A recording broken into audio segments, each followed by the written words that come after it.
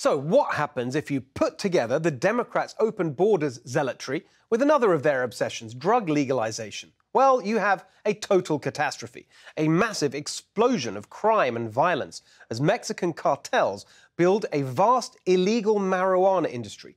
That's exactly what's been happening recently in California, and it's spreading to the rest of the country. Daily Caller investigative journalist Jorge Ventura has put together a fantastic documentary on all this, and I spoke to him about it for my podcast, The Daily California. He told me that although Democrats have totally ignored this issue, there is one member of Congress who's noticed and is trying to do something about it. As I was covering the border, I actually met Congressman Mike Garcia. So for folks who don't know, Mike Garcia, he represents District 25 here in California, and my hometown is actually in District 25. And he said, hey, Jorge, the reason I'm so focused on the border, we have a community back in California called Antelope Valley, and what he said is we have a Mexican cartel crisis with illegal marijuana. I would say if it wasn't for him, a lot of this issue wouldn't even make it into the news, and a lot of these like LA County really depended on Garcia, because Garcia fought for them to get funding by highlighting this issue, bringing even the issue to DC. Interesting. So he's been doing a fantastic job on it. And here he is now with us in the flesh. It's California Congressman, a member of the House Appropriations Committee, Mike Garcia.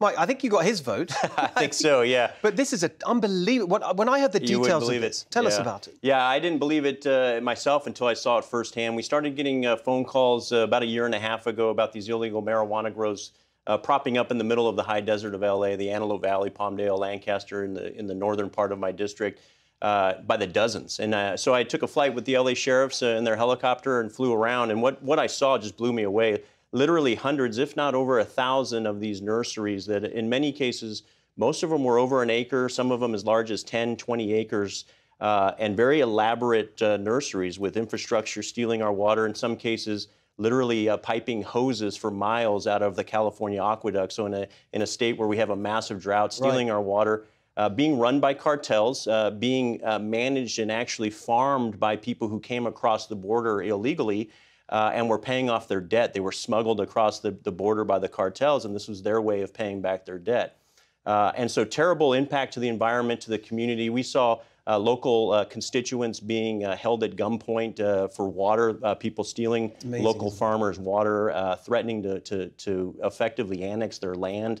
And we fixed the problem. I held a town hall right in the middle of my district where we had the constituents come and tell us what was happening. And in the front row, we had a cartel member dressed similar to what I am right now, except he had a holster and a little 9mm pistol there.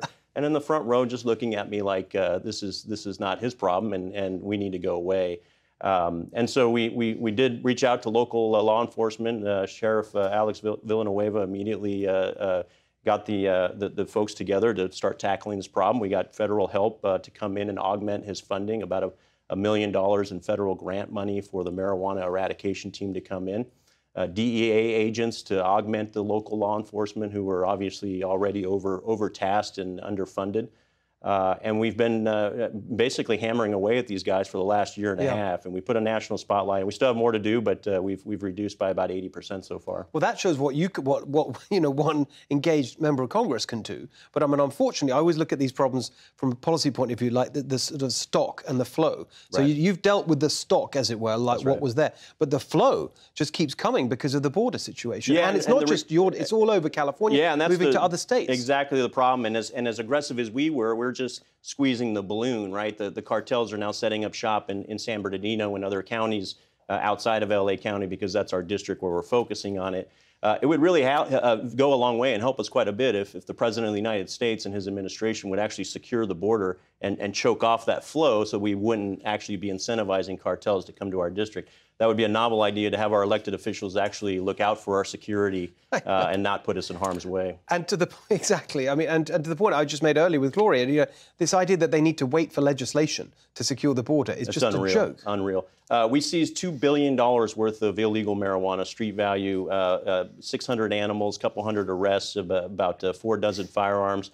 When you compare the marijuana problem that we have in our high desert problem to the fentanyl issues we have now nationwide, it's a very tame problem compared to the killer called fentanyl, and this administration's at fault for that. So you're in a crucial race, That's right. and in terms of control of the House, and I just want to check in with you on that. How's it going? What are the big issues? Yeah, no, it's a tight race. It always will be. I represent a blue district. It's not a purple district. This is a district that Joe Biden won by 12% in the last election. I won by a very narrow margin, but it's because people in my district are informed about the issues and the candidates, and they're paying attention to the lower level seats. And in the end, it doesn't matter if they're a Democrat or a Republican. They just want security, and they want to be able to continue to survive, especially in California.